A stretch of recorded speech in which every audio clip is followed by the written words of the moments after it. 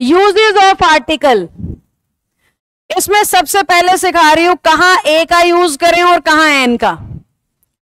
सबसे पहले हम सीख रहे हैं कहां ए का यूज करें और कहां एन का। सबसे पहले आपने ए और एन लगाते हुए कभी भी इंग्लिश वॉवल्स को नहीं देखना होता, ना इंग्लिश वॉवल की साउंड देखनी होती है। बहुत सारे बच्चे इंग्लिश वॉवल को देख रहे होते हैं या इंग्लिश वॉवल की साउंड देख रहे होते हैं। आपने इन दोनों में से कुछ नहीं देखना है, ठीक है?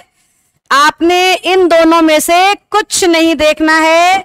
आपको अगर ए या एन चुनना है तो हिंदी वॉवल के साउंड देखनी आनी चाहिए। अ, आ, ई, उ, ए, ओ, ये हिंदी वॉवल्स होते हैं बेटा, इनकी साउंड देखनी है।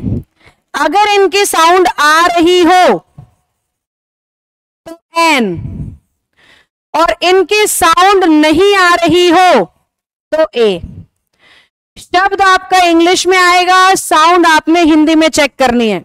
शब्द आपका इंग्लिश में आएगा और साउंड आपने हिंदी में चेक करनी है।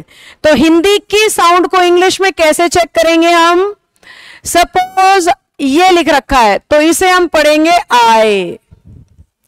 सपोज ये लिख रखा है तो इसे हम पढ़ेंगे ईयर। सपोज ये लिख रखा है तो इसे हम पढ़ेंगे बुक।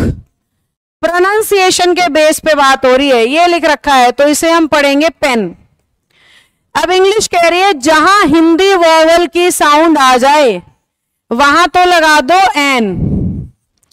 जहां हिंदी वॉवल की साउंड ना आए, हिंदी में इसे स्वर कहते हैं। ए, आ या वाउल का मतलब होता है स्वर।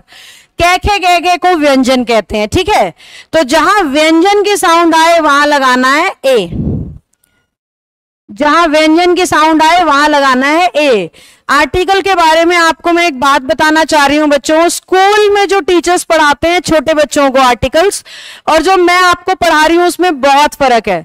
स्कूल में ज्यादातर टीचर्स या तो कहते हैं इंग्लिश वॉवल को देखो या कहते हैं उनके साउंड को देखो, और मैं कह रही हूं ये रूल कभी भी ठीक नहीं होता है।